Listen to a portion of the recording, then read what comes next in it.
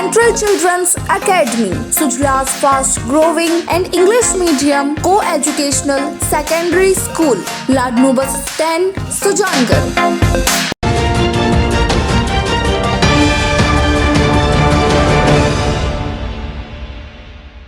नमस्कार, आप देख रहे हैं SN प्लस। पेश आज की ताज़ा खबरें। भाजपा SC मोर्चा के प्रदेश उपाध्यक्ष रिटायर्ड IAS राजेंद्र नायक ने शुक्रवार की शाम पार्टी में सभी पदों को छोड़कर इस्तीफा देने और सुजानगढ़ सीट से निर्दलीय चुनाव लड़ने का ऐलान कर दिया। नायक ने प्रेस वार्ता कर बताया कि मैं अंत्योदय की भावना के साथ पार्टी में आया था। मैं मेरी मातृभूमि की सेवा करना चाहता था। मैंने 3 साल तक पार्टी में रहकर सेवा की, लेकिन सब कुछ करने के बाद भी मुझे टिकट नहीं मिला, इसलिए मैं पार्टी के सभी पदों से इस्तीफा देता हूं और निर्दलीय चुनाव लड़ने की घोषणा करता हूं। नायक ने कहा कि चूरू जिला प्रमुख सुजानगढ़ और विधानसभा प्रधान SC की एक ही जाति विशेष से है। अब उसी जाति विशेष को विधानसभा चुनाव की टिकट दे दी गई है। ये अंत्योदय की भावना नहीं है। अंत्योदय में सभी को बराबर मौका मिलता है, लेकिन यहाँ एक ही जाति विशेष को बार बार मौका मिलता है। उन्होंने कहा कि पार्टी SC की कई जातियों की उपेक्षा कर रही है, जो कि ठीक नहीं है। उन्होंने कहा कि संतोष में एक बार कांग्रेस से आई है, लेकिन उन्हें टिकट दे दिया गया। वहीं पार्टी में रहकर सेवा करने वालों को कोई भी मौका नहीं दिया गया। किसी और पार्टी में जाने के बाद पर उन्होंने कहा कि ये तो समय बताएगा। फिलहाल निर्दलीय चुनाव लड़ने की योजना बनाई है।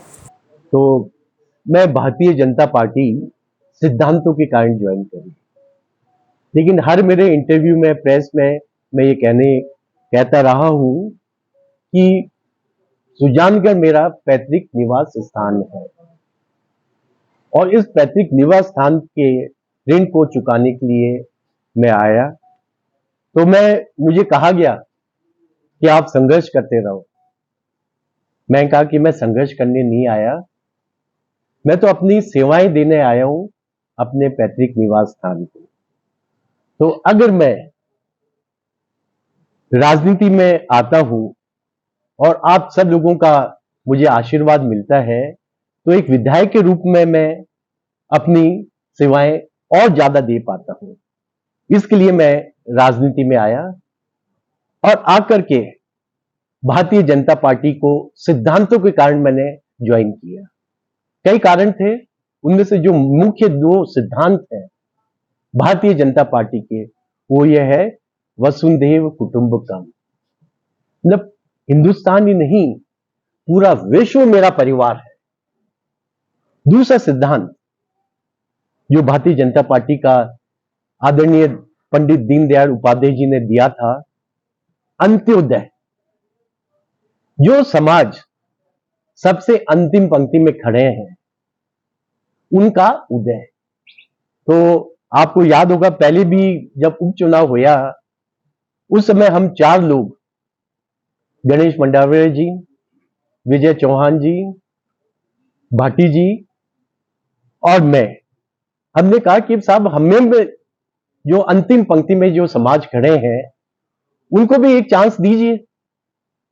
मैं एक समाज विशेष के जो हैं 4 पदों पर, चाहे वो दोनों प्रधान हो, जिला प्रमुख हो और विधायक, सिर्फ एक समाज है।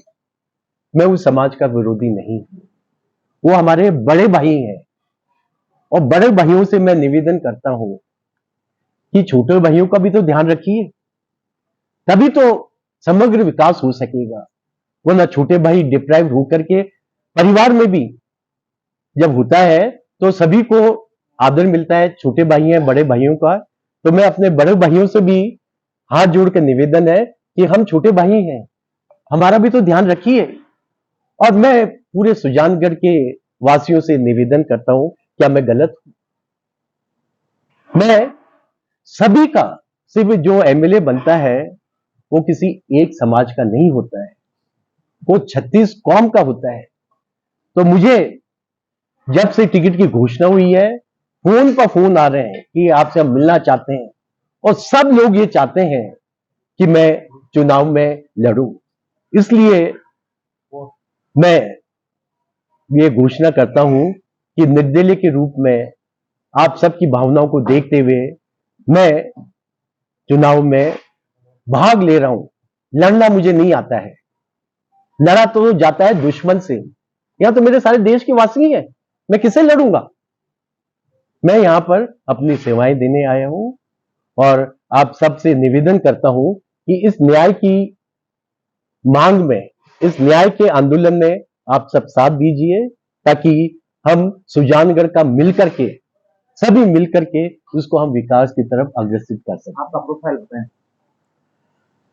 मैं 1981 में एमए किया था और उसी साल के एग्जाम से मेरा आरएस में एग्जाम में सिलेक्शन हुआ और 1982 सिविल सर्विसेज एग्जाम से मेरा चयन हुआ और भारत सरकार के सर्वोच्च पद secretary to government of India, मैं हिंदुस्तान का 52वां कंट्रोलर जनरल डिफेंस अकाउंट्स, करीबन 65 लाख लोगों की मेरे पास जिम्मेदारी थी। मैंने भारतीय सेना का सेवाएं दी है, इवन बॉर्डर रोड्स में भी रहा। जब मैं बॉर्डर रोड्स ज्वाइन किया था तो मुझे कहा गया कि 1.5 आदमी रोज कैजुअलिटी हो रही है, मृत्यु को प्राप्त हो रहे थे। तो उन दुर्गम पथ पर जाकर के मैं गया हूं अनडिक्लेयर। फाइनल डिसीजन बताएं, क्या आप कहना क्या चाहते हैं? पूरा फाइनल ही बताएं कि अब आप चुनाव मैदान में उतर रहे हैं क्या? जी मैं प्रत्याशी के तौर पे चुनाव लड़ेंगे आप? जी निर्दलीय प्रत्याशी, क्योंकि मुझे सब ये फोन कर रहे हैं, सभी की इच्छा है। शब्दों में ये बताएं कि आपने ये डिसीजन क्यों लिया और आपने पार्टी क्यों छोड़ी? जी, तो उसके लिए मैंने कहा था कि पार्टी मैंने सिद्धांतों के कारण ज्वाइन करी थी। पहला सिद्धांत वसुधैव कुटुंबकम, कि पूरा विश्व ही, हिंदुस्तानी नहीं, पूरा विश्व मेरा परिवार है। और दूसरा अंत्योदय, कि जो समाज सबसे अंतिम पंक्ति में खड़े हैं उनका उदय।